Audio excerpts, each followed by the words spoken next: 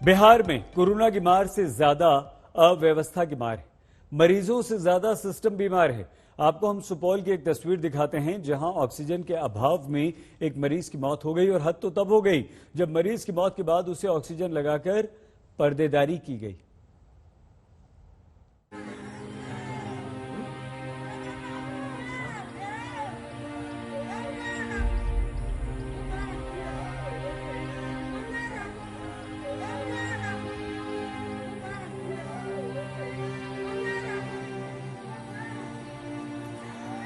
बिहार के स्वास्थ्य विभाग के माथे पर कलंक की तरह चस्पा हैं ये तस्वीरें। ये तस्वीरें सीने में सुराख कर देने वाली हैं। एक आदमी जिसकी बगैर ऑक्सीजन के मौत हो चुकी है, उसके परिजन उसके सामने रो रहे हैं।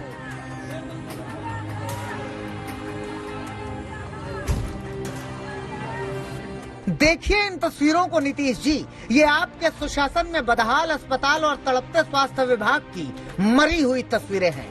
जानते हैं यहाँ क्या हुआ है?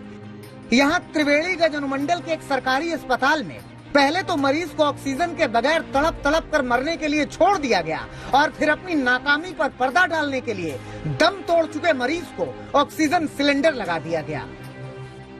सुपौल के त्रिवेणीगंज में स्थित कोविड अस्पताल में लापरवाही का एक बड़ा मामला सामने आया है, जहां पर एक संक्रमित मरीज को कल दोपहर लाया गया था और जिसको यहां से फिर रेफर किया गया सुपौल के लिए। और इस दौरान जो परिजनों का आरोप है कि उसको ऑक्सीजन सिलेंडर भी नहीं दिया गया वक्त पर और एम्बुलेंस भी यहाँ मौजूद नहीं था, जिसके कारण जो है उस संक्रमित मरीज की मौत हो गई। उसका नाम विजेंदर सरदार था। इस वक्त हम आपको तस्वीरें दिखा रहे हैं त्रिवेणीगंज कोविड सेंटर के बाहर की, और मेरे साथ एक व्यक्ति मौजूद है जो कि परिजन है उनसे बात करते हैं कि दरअसल हुआ क्या था कल। क्या नाम है आपका? जी अर्जुन सरदार। अर्जुन, ये बताइए जिनकी मृत्यु हो गई कौन थे वो? मेरा जीजा जी थे। क्या नाम था? विजेंदर सरदार। कल आप लोग यहाँ कब लेके आए थे उनको? कल इस यहाँ पे 11 बजे लाए थे हम लोग और 8 बजे रेफरल में लाए थे। रेफरल में चेक होने के बाद पॉजिटिव बताया गया था। पॉजिटिव बताने के बाद यहाँ लाया गया। यहाँ लाने के बाद ऑक्सीजन लगाया गया उसको 12 बजे। 12 बजे लगाने के बाद थोड़ा सुधार हुई। सुधार के बाद ये लोग रेफर किए सुपौल सदर अस्पताल। सदर अस्पताल रेफर करने के बाद हम जब तक आए तो इसको मतलब ऑक्सीजन नहीं लगा हुआ था और सीढ़ी पे, पीछे में सीढ़ी है, वहाँ पे बैठा दिया गया था। और वहाँ से जब तक हम क्या कहते हैं रेफरल हॉस्पिटल गए, रेफरल जाने के बाद वहाँ पे भी डॉक्टर से भी रिक्वेस्ट किए और दूसरे आदमी से भी रिक्वेस्ट किए जो भैया हमको कम से कम एम्बुलेंस का व्यवस्था करवा दीजिए जो हम पेशेंट को सुपौल ले जाएं। और कोई मेरी बात नहीं सुनी। परिजनों ने अस्पतालों पर संगीन आरोप लगाए हैं, लेकिन अस्पताल प्रशासन अपनी नाकामी पर पर्देदारी कर रहा है। तो जैसा कि परिजन आरोप यहाँ पे लगा रहे हैं कि रेफर करने के बाद इन लोगों ने मांग की थी कि ऑक्सीजन लगे रहने देना चाहिए, एम्बुलेंस की व्यवस्था होनी चाहिए ताकि जो मरीज है उसको अस्पताल ले जाया जा सके। लेकिन जो परिजनों का कहना है कि ऑक्सीजन सिलेंडर निकाल लिया गया और उसे बाहर छोड़ दिया गया और जब उसकी हालत बिगड़ रही थी और जब उसकी मौत हो गई उसके बाद परिजन कह रहे हैं कि जो वीडियो में भी दिख रहा है कि नर्स जो है वो सिलेंडर लेके आ रही हैं और लगा रही हैं। हमारे साथ अस्पताल के मैनेजर मौजूद हैं। क्या नाम हुआ आपका? इश्तियाक अहमद। इश्तियाक अहमद, ये बताइए, ये वीडियो में तो दिख रहा है साफ तौर पे कि जो व्यक्ति है, जो मरीज था, वो वहाँ पे तड़प रहा था, उसके बाद उसको ऑक्सीजन ला के लगाया गया है।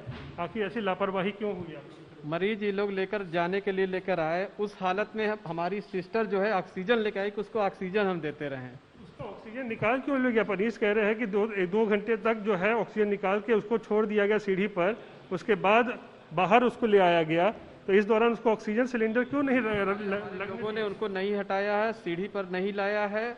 वो सब लोग अपने पेशेंट को लेकर आए। जब हमारी सिस्टर देखी कि ये लोग लेके ऐसे भाग रहे हैं, तब वो पीछे से ऑक्सीजन देने के सिलेंडर लेके दौड़ कर आए, उनको सिलेंडर ऑक्सीजन दी है। अकेले सुपौल की यह हालत नहीं है, अराजकता बिहार में हावी है। छपरा में जंग खाई हुई एम्बुलेंस आपने देख ही ली थी। इस पर जब डिप्टी सीएम तारकिशोर से बात की उनसे सवाल किया गया तो वो पल्ला झाड़कर आगे बढ़ गए। सर एम्बुलेंस वाला जो पप्पू यादव ने खुलासा किया है राजीव प्रताप रूडी को लेकर घूम रहे हैं सर, ऐसे वैक्सीनेशन की शुरुआत हुई है तो क्या परिस्थिति है? सर एम्बुलेंस वाला जो पप्पू यादव ने खुलासा किया है राजीव प्रताप रूडी को लेकर घूम रहे हैं सर, ऐसे वैक्सीनेशन की शुरुआत हुई है तो क्या परिस्थिति है सर? क्या सरकार भले ही खामोश हो जाए, लेकिन शोक का ये शोर असहनीय है। सुशासन के दावों की धज्जियां उड़ी हुई हैं। रोहित कुमार सिंह, सुपौल, आज तक।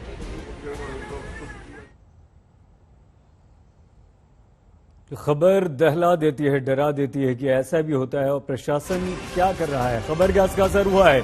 जब हमने ये खबर दिखाई तो आज तक की खबर का ये असर हुआ और सुपौल के त्रिवेणीगंज में मरीज की मौत पर एक्शन लिया गया है। ड्यूटी मजिस्ट्रेट को ने कारण बताओ नोटिस जारी किया है। अस्पताल से गायब 4 पुलिसकर्मियों को भी नोटिस दिया गया है और त्रिवेणीगंज अस्पताल पहुंचे हैं डीएम। जांच के आदेश डीएम ने खुद दिए।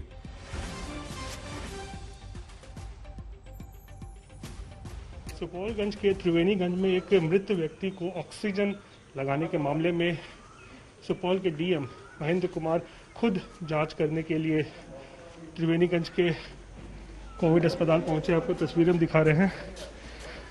यहाँ आप देख सकते हैं महेंद्र कुमार खुद इन्होंने इस पूरे मामले का संज्ञान लिया है। आज तक पे जब ये खबर चली उसके बाद सिविल सर्जन ने भी जांच के आदेश दिए और उसके बाद खुद अब देख सकते हैं कि डीएम महेंद्र कुमार भी अब इस पूरे मामले की जांच करने के लिए खुद यहाँ पर त्रिवेणीगंज के अस्पताल में पहुँच चुके हैं। बड़ी लापरवाही का मामला सामने आया है जिसको लेकर अब सुपौल के डीएम भी इस पूरे मामले को लेकर सख्त हैं और उन्होंने कहा है कि जो भी दोषी पाया जाएगा उसके खिलाफ कार्रवाई की जाएगी। और फिलहाल वो त्रिवेणीगंज के कोविड अस्पताल पहुंचे हैं और खुद पूरे मामले की जांच कर रहे हैं। कैमरा पर्सन आनंद कुमार के साथ रोहित सिंह, त्रिवेणीगंज, सुपौल, आज तक। रोहित ने डीएम से बात भी की वहां पर, जब डीएम हमारी खबर देखने के बाद वहां पर पहुंचे और उन्होंने एक्शन लिया। देखिए। त्रिवेणीगंज हॉस्पिटल में मृतक को ऑक्सीजन चढ़ाने की खबर लगातार चल रही है। आज तक भी हम ये खबर दिखा रहे हैं। महेंद्र कुमार डीएम सुपौल, उन्होंने खुद अभी जाकर हॉस्पिटल में जांच की है। डॉक्टर साहब आपने खुद जांच की है, डीएम साहब जांच की है। हम आज तक भी खबर लगातार चला रहे हैं, क्या आपने पाया है? सबसे पहले तो मैं जाकर वहाँ जो नर्स उनको अटेंड की, जो डॉक्टर उनको अटेंड किए हैं, उनसे अभी मिला हूँ। करीब 12 बजे के आसपास पेशेंट आए थे। स्थिति उनकी बहुत स्टेबल नहीं थी, SpO2 60 के आसपास था। उनको रेफ़र किया गया था। उसी के साथ एक और पेशेंट थे जिनको भी रेफ़र किया गया था। यहाँ पे एम्बुलेंस 24/7 रखने का निर्देश है और रखा भी गया था उनके द्वारा। एक पेशेंट को लेके सदर हॉस्पिटल वो एम्बुलेंस उस समय गया हुआ था। वापिस वो जब तक आता तब तक वो ऑक्सीजन कॉन्सेंट्रेटर के साथ पेशेंट थे। परिजन जो हैं वो उनके पेशेंट के कुछ अंदर घुस गए। पहले बात तो कोविड केयर सेंटर के अंदर परिजन नहीं जाना चाहिए, ये स्पष्ट निर्देश है। तो मैजिस्ट्रेट और पुलिस बल जो उस समय वहाँ पे उपलब्ध थे, संबंधित पदाधिकारियों पे हम लोग स्पष्टीकरण कर रहे हैं और जो अनुशासनिक कार्रवाई है आगे हम लोग वो करेंगे। परिजन करीब 3-3:30 बजे के आसपास सीसीटीवी फुटेज से देखने से प्रतीत होता है कि वो खुद नीचे उतर के आए हैं। तो ऑक्सीजन सप्लाई उनका उस समय हटाने की कोई आवश्यकता नहीं थी। परिजन जो थे वो ऑक्सीजन सप्लाई के बिना उनको लेके नीचे आए, जिसके कारण जो कंसर्न नर्स थी उनका कहना है कि मैंने मना भी किया क्योंकि वो स्टेबल नहीं थे। नीचे आके वो थोड़ी देर बैठे। नर्स को लगा कि इनकी स्थिति खराब हो सकती है, तो नर्स फिर भी भागकर पीछे से वो जो ऑक्सीजन सप्लाई के लिए वो सिलेंडर ला के वापस लगाई हैं। ऑक्सीजन की कोई कमी नहीं है, ऑक्सीजन कंसंट्रेटर की कोई कमी नहीं है। यहाँ रुख अब दिल्ली का, जहां कोरोना के केस तेजी से घट रहे हैं। ये राहत की बात है। मुख्यमंत्री केजरीवाल का दावा है कि राजधानी में कोरोना के केस कम होने में लॉकडाउन की बहुत महत्वपूर्ण भूमिका है और यही कारण है कि अरविंद केजरीवाल ने दिल्ली में 1 हफ्ते का लॉकडाउन और बढ़ाने का ऐलान कर दिया है।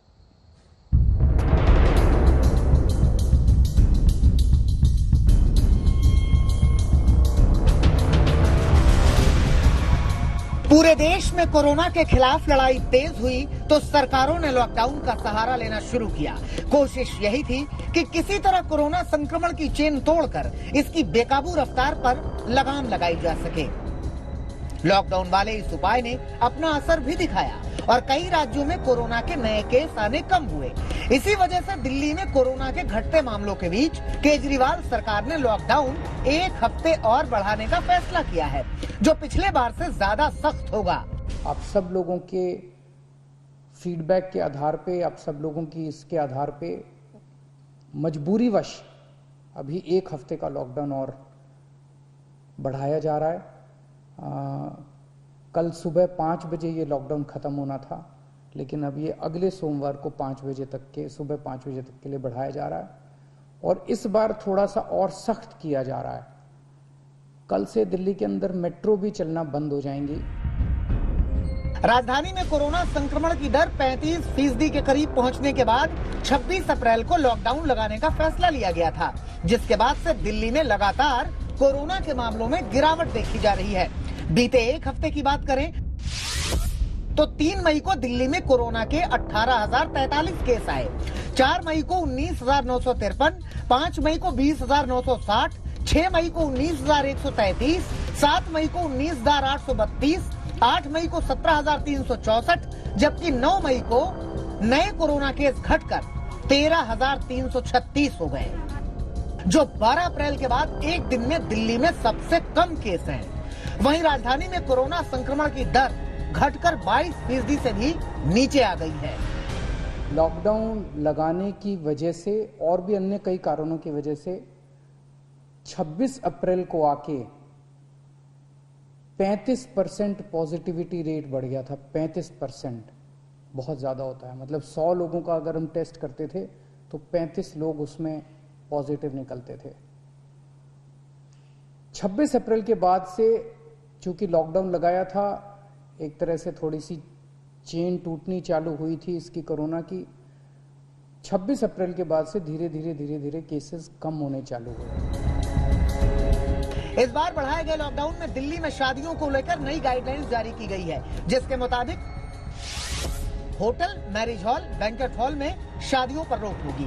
घर पर 20 लोगों की मौजूदगी में ही शादी को मंजूरी दी गई है। इसके साथ टेंट और डीजे वालों को एडवांस वापस करना होगा। केजरीवाल सरकार की कोशिश है कि दिल्ली में कुछ और दिनों का लॉकडाउन लगाकर कोरोना पर काफी हद तक काबू पाया जाए। उधर बीजेपी कह रही है कि पहले से कोई तैयारी नहीं होने की वजह से केजरीवाल को लॉकडाउन जैसा कदम बढ़ाना पड़ रहा है। उन्होंने कोई भी व्यवस्था तैयार नहीं की और आज जब बड़े बड़े राज्य हैं, महाराष्ट्र, तमिलनाडु, तेलंगाना आदि बहुत सारे ऐसे राज्य हैं जहां पर ऑक्सीजन पहुंचाना है और सबके बीच में बंटवारा करना है ऑक्सीजन का। ऐसे में दिल्ली को औरों से अधिक ऑक्सीजन क्यों चाहिए, ये सोचने का विषय है, क्योंकि दिल्ली खुद अपनी अव्यवस्थाओं के लिए जिम्मेवार है। दिल्ली में सब केंद्रीय सरकार के लोग रहते हैं, सुप्रीम कोर्ट यहाँ पर है, तो उसका मतलब ये होगा कि सब काम राज्य सरकार छोड़कर केंद्र सरकार के सिर पे मंडराएगी और काम अपना पूरा नहीं करेगी। हालांकि आंकड़ों के लिहाज से देखें तो कोरोना के खिलाफ जंग में दिल्ली में लॉकडाउन काफी असरदार साबित हुआ है। उम्मीद है कि आगे भी इससे कोरोना संक्रमण को रोकने में मदद मिलेगी और लोगों पर मंडरा रहा महामारी का संकट कम होगा। दिल्ली से पंकज जैन के साथ आज तक ब्यूरो। सिर्फ दिल्ली ही नहीं, हमारे देश के ज्यादातर राज्य कोरोना के विरुद्ध लड़ाई में लॉकडाउन को कारगर हथियार मान रहे हैं। कई राज्यों में लॉकडाउन बढ़ा दिया गया है और कई राज्य कड़ा लॉकडाउन लगाने की पूरी तैयारी में हैं।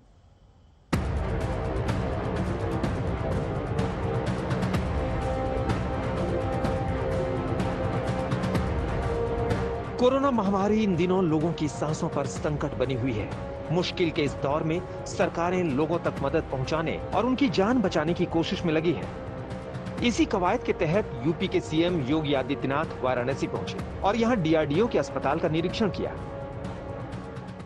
हर एक स्तर पर संसाधन बढ़ाने के प्रयास हो रहे हैं। एक महामारी है और महामारी का मुकाबला जिस मजबूती के साथ किया जाना चाहिए, इसमें सरकार, समाज, सभी लोग मिलकर के जब प्रयास करेंगे तो उसके सार्थक परिणाम आएंगे। हमारे हेल्थ वर्कर्स बहुत अच्छा काम कर रहे हैं, कोरोना वॉरियर्स बेहतर कार्य कर रहे हैं कोरोना संक्रमण पर काबू पाने यूपी सरकार एक्शन में है और खुद सीएम योगी प्रदेश के जिलों का दौरा कर रहे हैं। इस बीच कोरोना पर काबू पाने के लिए यूपी में चौथी बार लॉकडाउन बढ़ाने का फैसला किया गया है, जो 17 मई तक जारी रहेगा। दरअसल लॉकडाउन लगने के बाद यूपी में नए कोरोना केस तेजी से घट रहे हैं। राहत की बात यह भी है कि प्रदेश में ठीक होने वाले मरीजों की संख्या में भी लगातार इजाफा हो रहा है। 6 मई को प्रदेश में 26,622 नए कोरोना केस आए और 28,902 लोग ठीक हुए। 7 मई को संक्रमितों की संख्या 27,763 रही और 33,000 से ज्यादा मरीज ठीक हुए। 8 मई को नए मरीजों की संख्या घटकर 26,636 हो गई और इस दौरान सबसे ज्यादा 34,721 लोग ठीक हुए। सिर्फ यूपी ही नहीं, देश के तमाम राज्य लॉकडाउन के सहारे कोरोना के खिलाफ लड़ाई लड़ रहे हैं।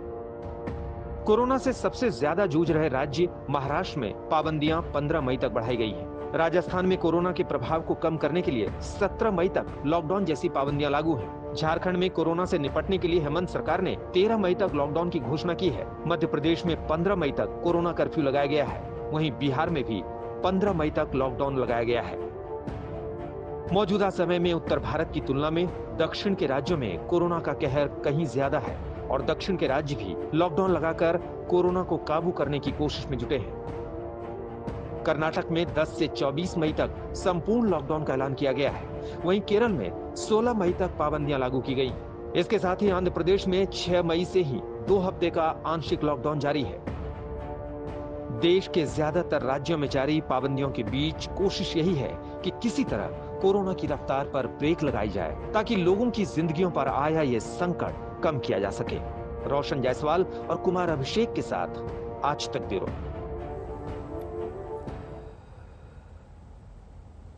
उत्तर प्रदेश में कोरोना की मार किसी से छिपी हुई नहीं है। स्थिति यहां बहुत ज्यादा खराब है।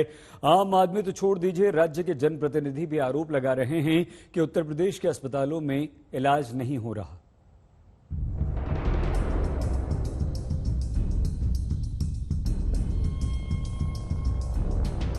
कोई कुछ भी कहे कि यूपी में हालात अच्छे हैं, कोई कुछ भी कहे कि पर्याप्त अस्पताल, ऑक्सीजन और जीवन रक्षक उपकरण मौजूद हैं, लेकिन हालात क्या हैं वो किसी और से नहीं, उत्तर प्रदेश के ही जनप्रतिनिधियों से जानिए।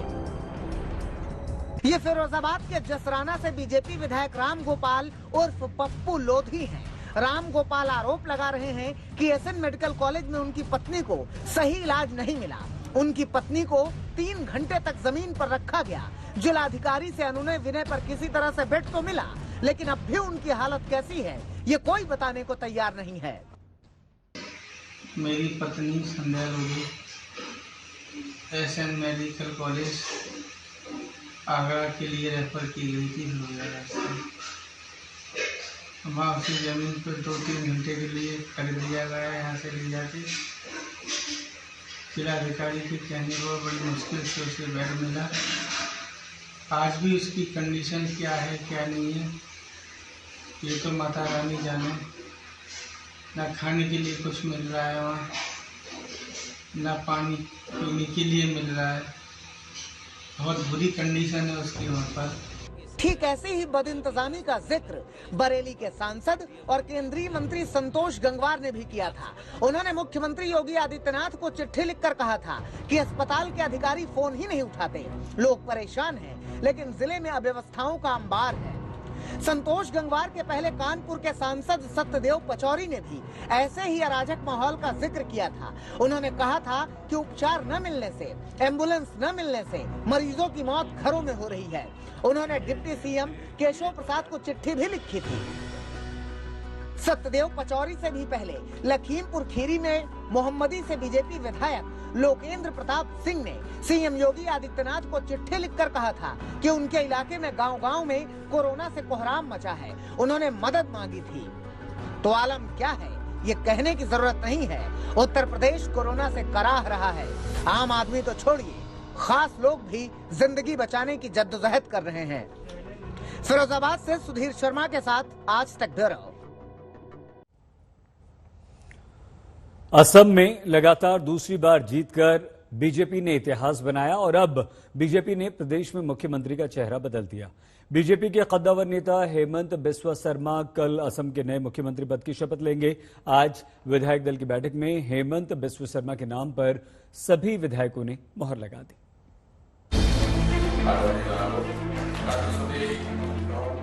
असम में बीजेपी की विजय के बाद ये बड़े बदलाव की तस्वीर है।